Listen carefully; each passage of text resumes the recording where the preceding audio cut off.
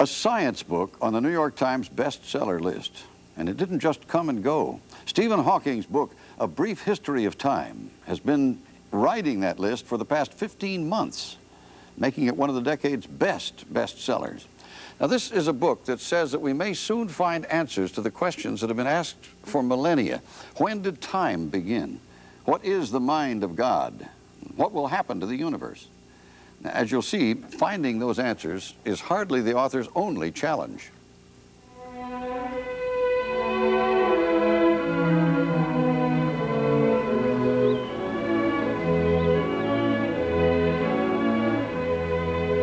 Whenever we take time to stop and look, the world reveals its wonders. In a quiet moment, we might ask, where did it all come from? Why? But most of the time, we leave these questions to philosophers and scientists. When they challenge our ideas, we brand them heretics. But when their challenge becomes our new worldview, we call them heroes. For example, in the 16th century, Galileo insisted we could understand the world by observing it, rather than by deferring to faith in God.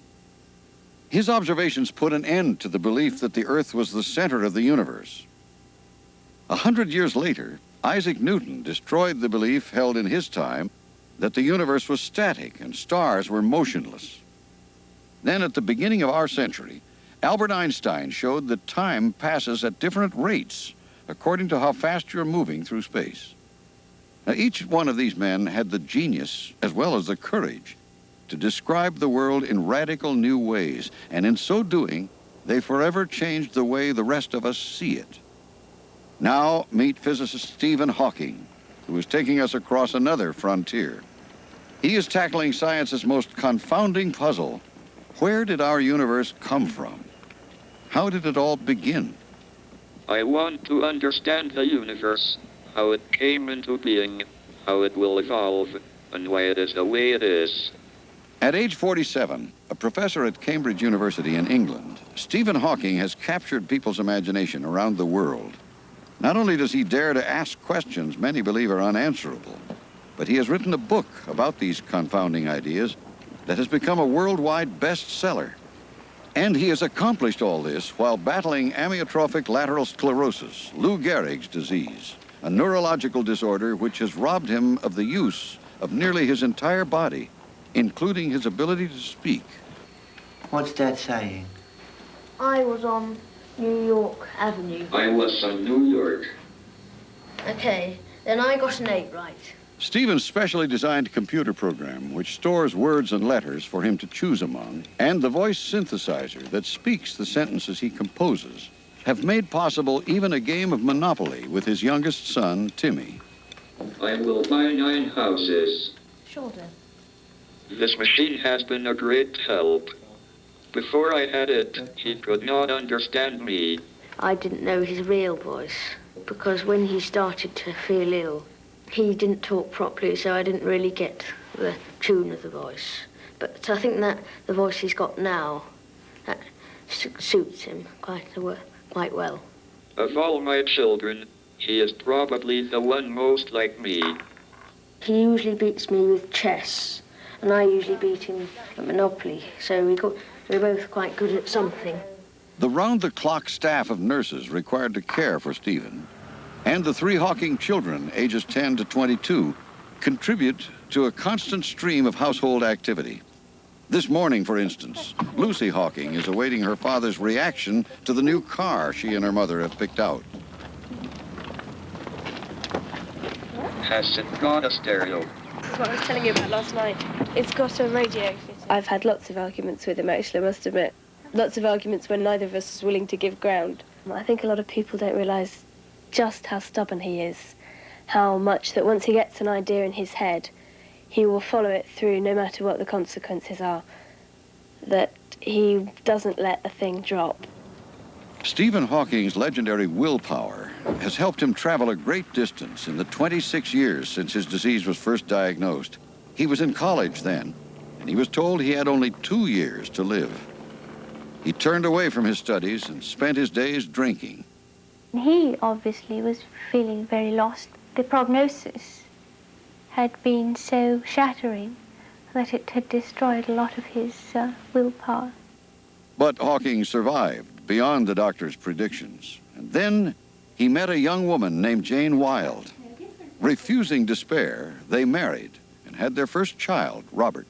It obviously gave Stephen a great new impetus, being responsible for this tiny creature as well.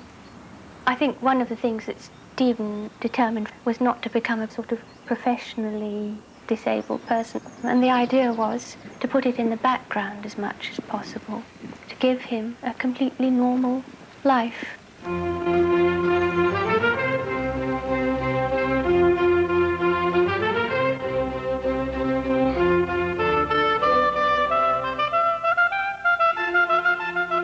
One has to be grown up enough to realize that life is not fair. You just have to do the best you can in the situation you are in.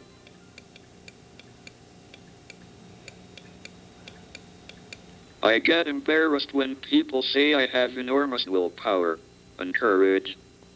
It is not as if I had had a choice and I had deliberately chosen a difficult path. But when it came to his work, Hawking did choose a difficult path, tackling some of the most troubling questions in theoretical physics. The science of physics is the effort to find laws that describe how our world works. What keeps the planets orbiting around the sun? Why does time seem to go forward instead of backward? Physicists ask questions the rest of us take for granted. Hawking chose the ultimate question: what caused the universe? We all need to know where we come from and what may happen in the future. Otherwise, life just seems pointless.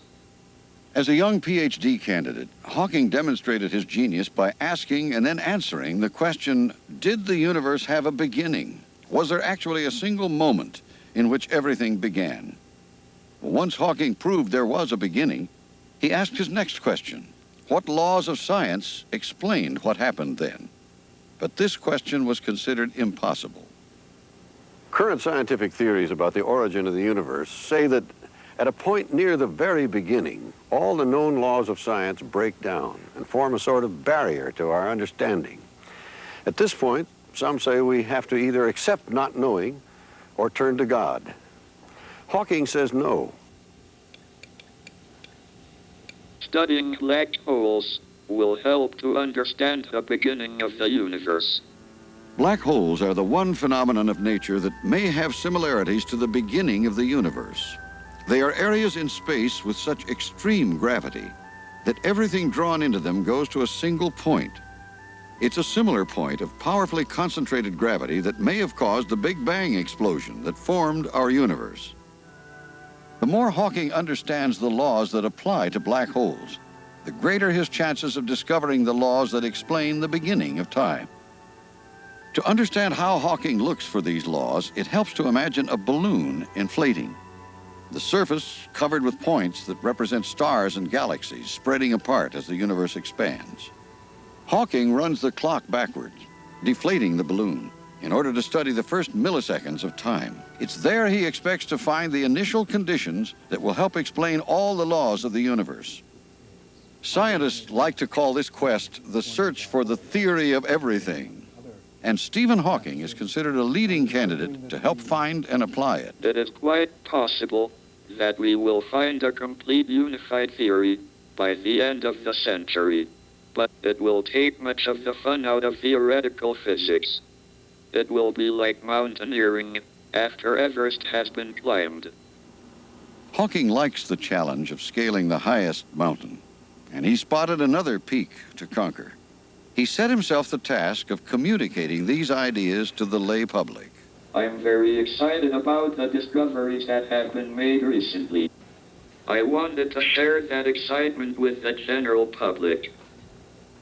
Hawking spent 5 years writing A Brief History of Time, which stunned book publishers by selling over 2.5 million copies around the world, being translated into 20 languages. It won Hawking the Britannica Award for excellence in the dissemination of learning for the benefit of mankind. In knowledge, you are called Einstein's successor, but in communicating knowledge, you have no peer.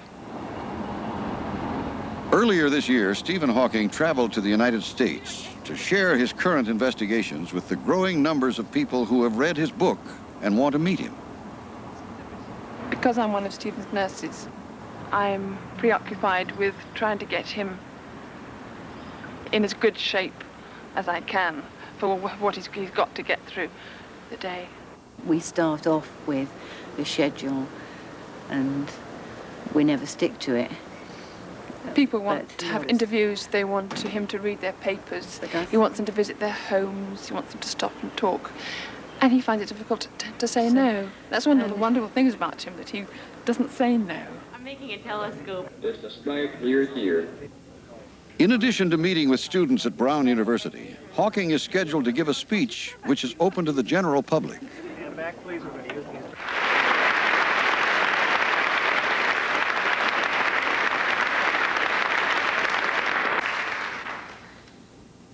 I expect this is the first time you have been addressed by a real computer.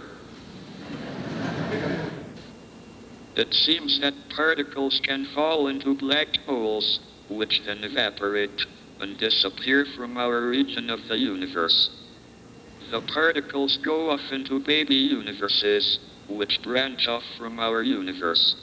I think people maybe want to treat Stephen as a hero or a guru, because he appears helpless and vulnerable, and yet he has such amazing intellectual powers and stamina and will not be defeated by anything. His mind can control his attitude. I think that's what it is. It may also be that Hawking inspires us to ask the questions we've long ago forgotten. Often it's only children who ask the big questions. Where did we come from and why? Perhaps many of us as adults have quit asking because we're resigned to the idea there may be no answers.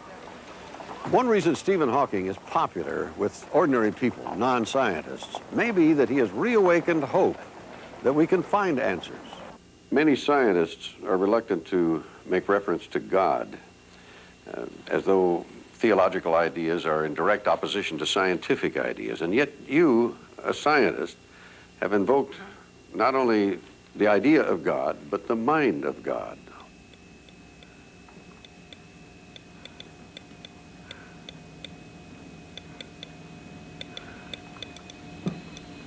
It is difficult to discuss the beginning of the universe without mentioning the concept of God.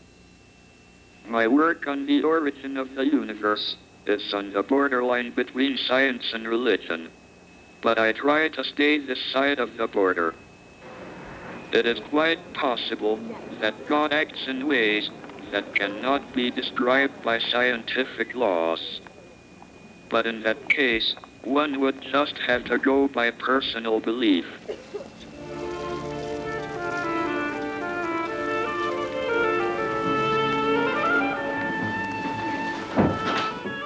While Stephen Hawking's work addresses the most profound questions of our existence, his own story is a reminder of the immense capacity of the human spirit.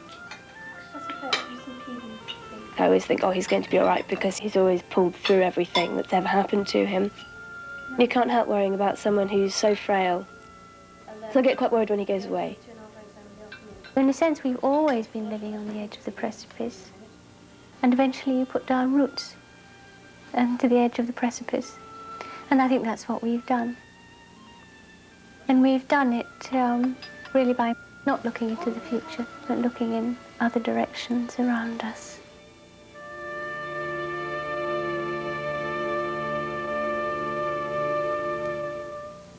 Remarkable.